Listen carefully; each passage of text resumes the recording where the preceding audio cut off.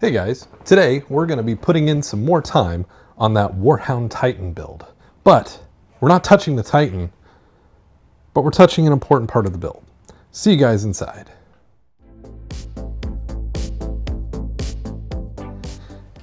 Hey guys, welcome back to today's video. Today we are going to be talking a bit more about the Warhound Titan, and as you can see in front of me, what we're really going to kind of be talking about with this poor guy.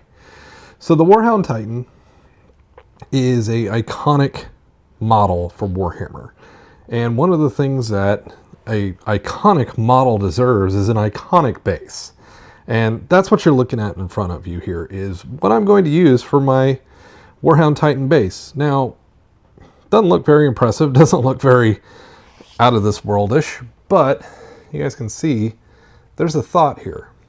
Now, originally I had not designed this for this project, but I'm going to turn it for this project. I'm going to explain how we got here, because diorama building has always been kind of a fun part of the project, and there's a lot of tools and different things that you can do to build a diorama that a lot of people kind of just don't think about when you're building a model kit. And you know, that's what I'm going to touch on today. We're going to get this ready for the Warhound Titan, because next week I'm going to show you a kit that you can purchase that is really cool.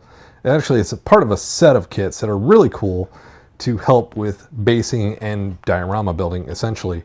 And there are a lot of really cool how-to kits, but those kits are next week.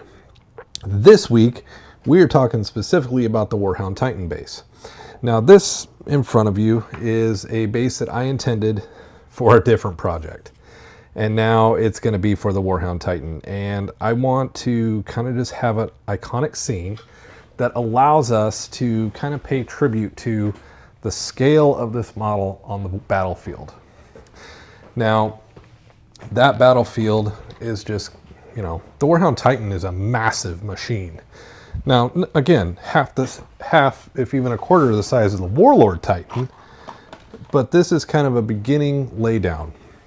So what this is, and what my iconic view for the diorama base that we're going to work on and kind of do some of the bits and pieces, is this is a trench line that the Warhound Titan is going to be stepping over and heading out to war.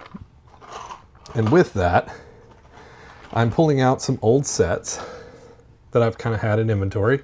And with the Kriegs now being remade into plastic, well, these old Forge World kits kind of hit me in the fancy here. So I've got the Commissar set, and I've got the Death Corps of Krieg advancing. And what I want to have is, when my Warhound Titan is not being in gameplay or in use, it's going to sit on here, and it's going to be stepping towards helping those advancing Kriegsmen break out of their trench. Now, why Kriegsmen? Well, Krieg and the Death Corps of Krieg are basically specialists in siege warfare. Trench warfare specifically. I mean, these guys fight with shovels. So ironically and iconically, these are kind of guys that I like when it comes to the Astra Militarum.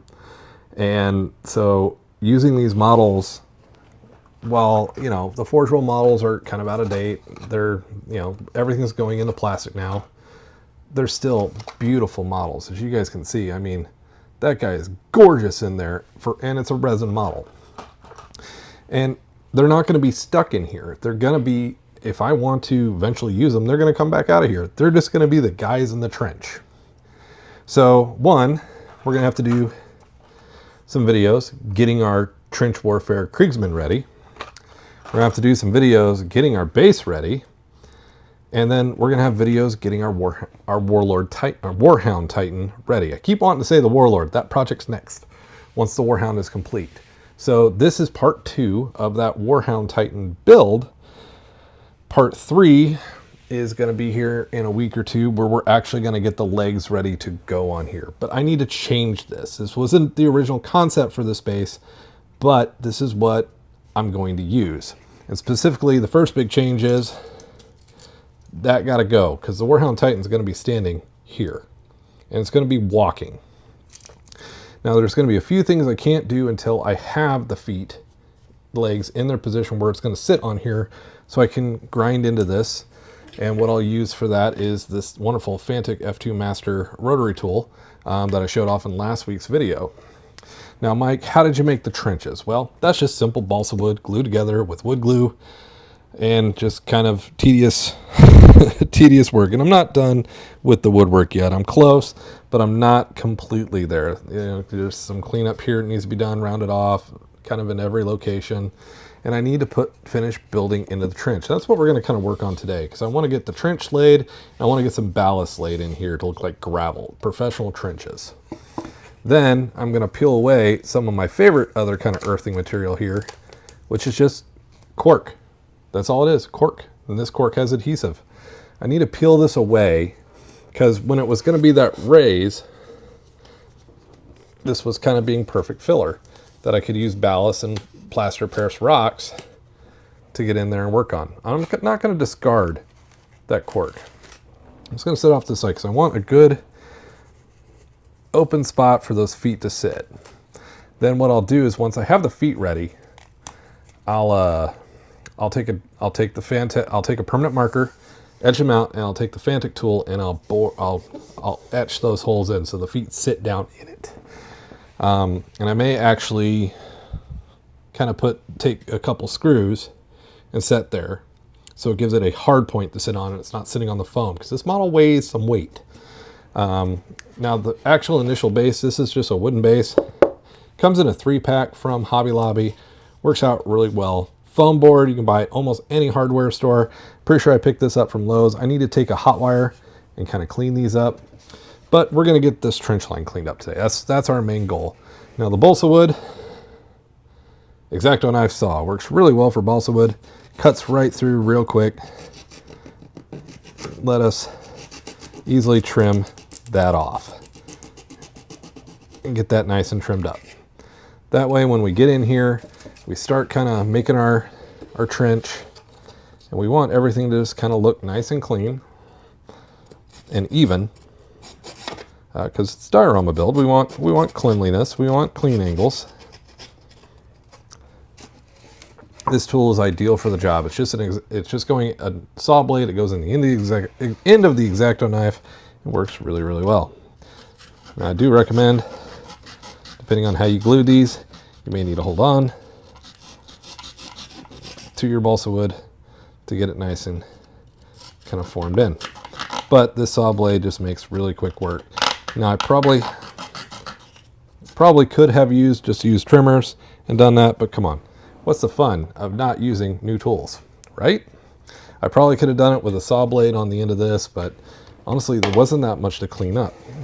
Now, what I want to do is I'm going to have gravel, but then I'm going to have boards at intervals going in a zigzag over that, because honestly, when it rains, where's all the water go?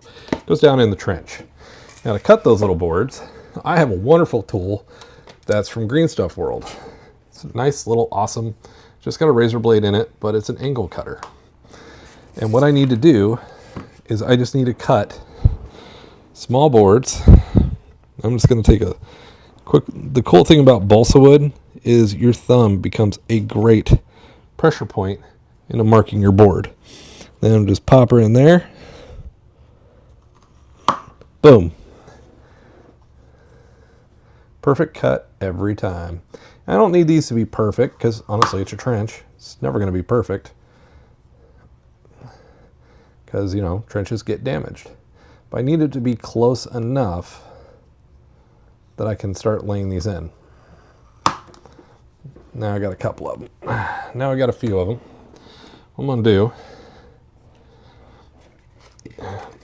doing this at an angle is kind of going to be a little bit easier. I just want to set them down in the trench in an interval. Just like that.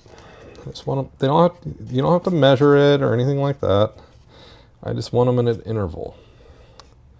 And I know my trench shrinks. Let's be honest, it's warfare. No trench is ever going to be perfect. Now granted, it's a Kriegsman trench. Probably would be perfect. See, like that one's a little too long. I'm not even going to measure. I'm just going to shave it off.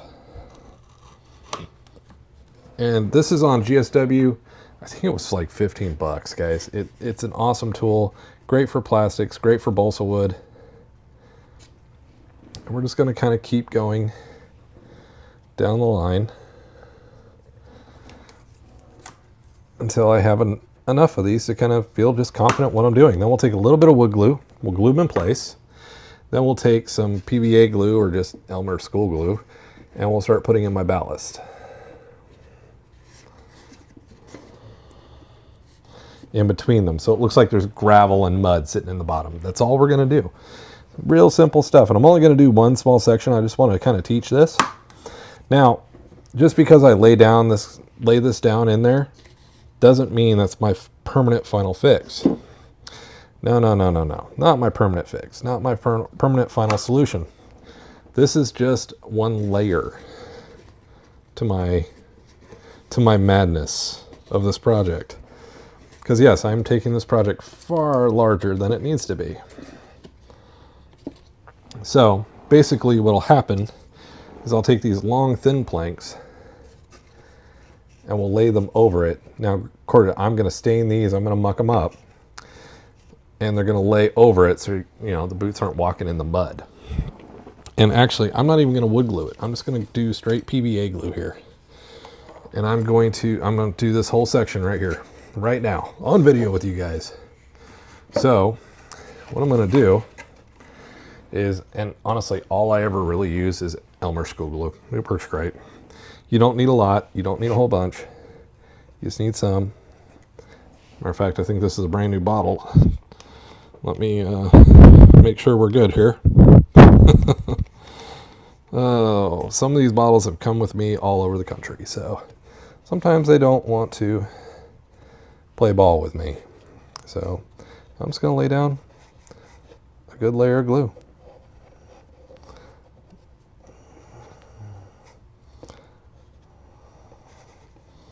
I'm going to let the glue get on the little pieces of wood. I'm just going to let them glue it down for me. Let it do the work. So, guys, in the comments, give me your comments of what you think about the Kriegsman being involved. I love the idea personally, but some of you guys may hate it and be like, why are you wasting those beautiful models on that? Tell me that in the comments, because I want to know what you're thinking. And honestly, what I tend to do is I take a piece of scrap and I'll kind of just spread the glue out really well.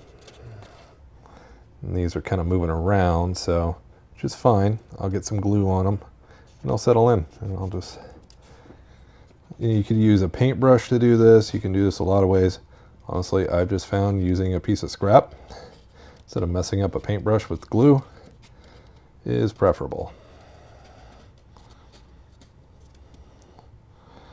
And some people may be screaming, you don't need that much glue. Well, you know what? That's how much came out. All right. There we go. We're just going to do that section on video today. I'll do the rest of it off camera. And then here we'll do, like I said, we'll do the feet together. And we'll get that marked in here, and we'll get a proper support built. Then we can really kind of take this and start really filling out the train with some of the kits that I'm going to show you next week. But for the ballast part, I have basically a mix that I've made over the years that includes stuff from Train's ballast. I like using the MIG Ammo's the Ammo Greystones.